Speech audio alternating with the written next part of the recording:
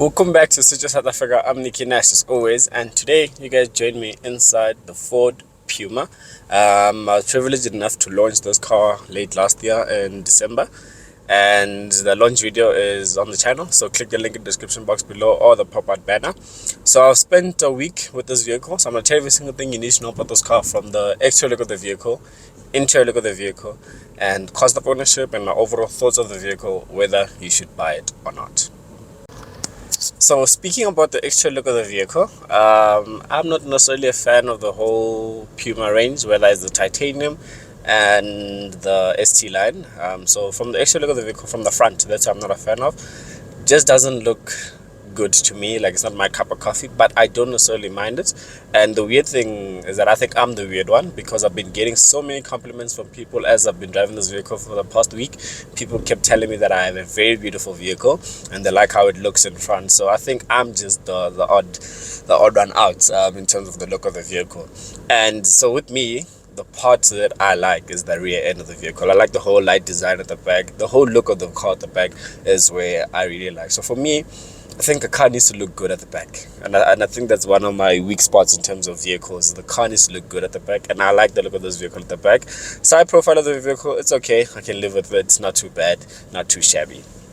So moving on to the interior of the vehicle, I do like the interior of the vehicle. It reminds me of a Ford EcoSport, and as I'm speaking of the Ford EcoSport, before I continue, this is not a Ford EcoSport replacement, and I'll speak more about that in the driving dynamics and all that about the vehicle. But in terms of interior, it reminds me of the Ford EcoSport. It reminds me of the Fiesta. It's nothing new, because this car is new to South Africa, but it's not new to the global market. So this car has been out for a good close to 3-4 years in Britain, in the UK, and this vehicle is due for a facelift. So we are just late to receive this car in South Africa. So in the interior of the vehicle, so the one I'm in, you get analog dials. You don't get the full screen infotainment instrument cluster, my mistake, instrument cluster. Whereas in the ST line, you get a lovely instrument cluster, the one that's found in the Ford Everest Platinum and the Ford Ranger Raptor. That's the design of the instrument cluster. If you guys know those digital instrument screens, that's what you get here on the ST line. But the screen, the center console screen, is the exact same.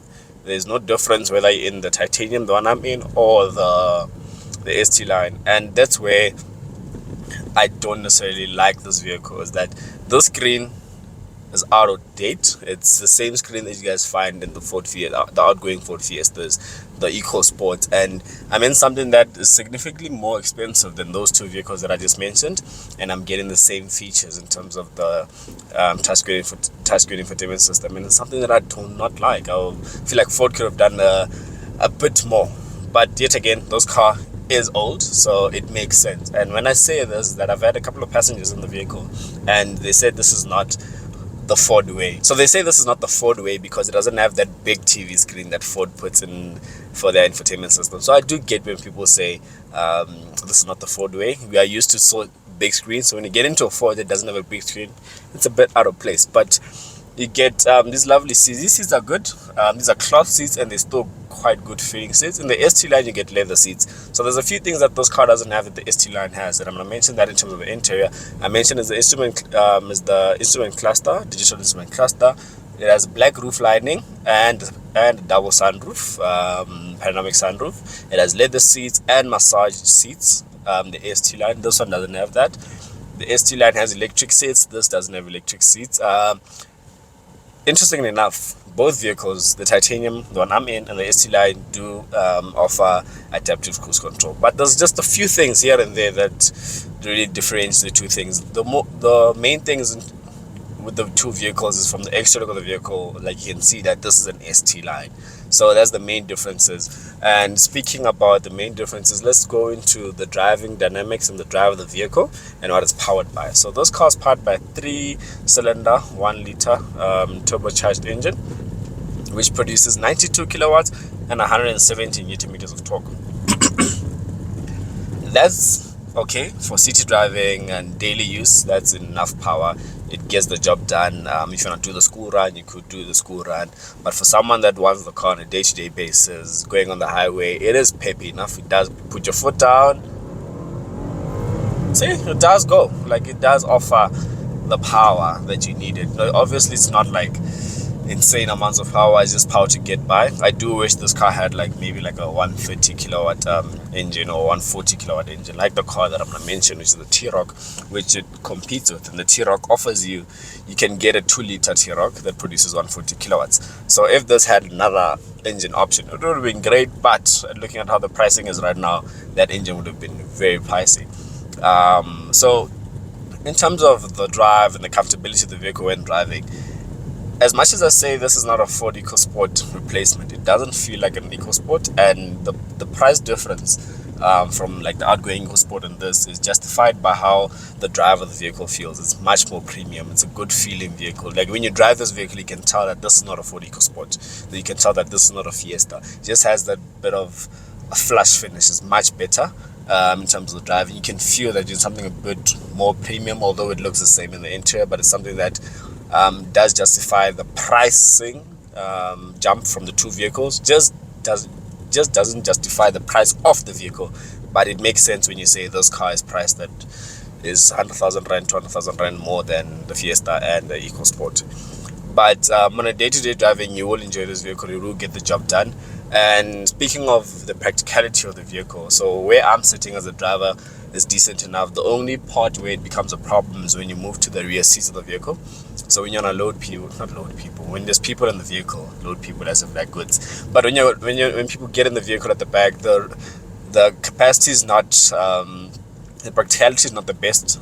You can feel that it's a small compact SUV, so it's not something that you would be comfortable in for long distance driving, especially with the headroom as well, depending on how tall you are. But it does get the job done. It is okay for daily use, for short trips and all that. It will get the job done. Something that caught me by surprise is the boot. So this car has a lot of, and when I say a lot of, I mean a lot of boot capacity. And speaking of boot capacity, it offers something called the Ford Mega Box, and I'm not making this up. It's literally called the Ford Mega Box. And what that is that where the spare wheel is, you can take out the spare wheel and use that part as storage compartment, so you can put whatever where but you're gonna have to take out the spare wheel and put the spare wheel at home or somewhere. But living in the country that I'm reviewing from, which is South Africa, there is a lot of potholes, and you can damage your tire with the potholes. So I don't think there'll be ever a point in time where South African finds the need to take out the spare wheel to use that Ford Mega Box for more added space. So as much as you can use that for space, I don't think a lot of us will be using that for space, because guaranteed you'd rather have a spare wheel than space in such a vehicle. So moving on to the pricing of the vehicle, this specific one that I'm in is priced at 570,000 rand. Then the ST line goes all the way up to 614,000 rand. So if you take the one I'm in and you finance it over a period of 5 years, which is 60 months, at an interest rate of 12.25% with no deposit, you're looking at paying 12,700 rand.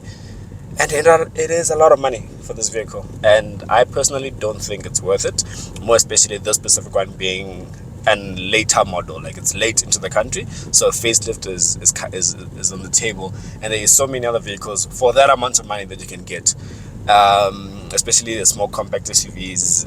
In South Africa, there is so many that you could get. You could get like the Opel Mokka, very lovely vehicle. You get a T-Roc, very lovely vehicle, and I do love those vehicles, and I'd get those vehicles first before I got the Ford Puma. So my word to you guys, if you were to ask me the question, would you recommend someone to buy this vehicle? Personally, if you really love it and you really want it, go ahead. But if you're undecided, I'd say wait. Like, if you really want a Ford Puma but you can wait, I'd say wait until they announce when the facelift of this vehicle will be coming into the country. So if it's coming like next year, wait a couple of months. 2025 is right here. Wait a couple of months, buy the facelift, because this car is dated and you can feel it when you're in the interior. Especially if you jump out of vehicles like myself, or if you know how vehicles look, you will tend to feel that this car is outdated. But I've told you every single thing you need to know about this vehicle, from the exterior look of the vehicle, interior look of the vehicle, and cost of ownership. So yeah, that's about it. I'm Nicky Nash from City, South Africa. I'll see you in the next one. I hope you guys did like the content. Comment down below, for 570,000 rand, what would you rather get if you're not getting the Ford Puma?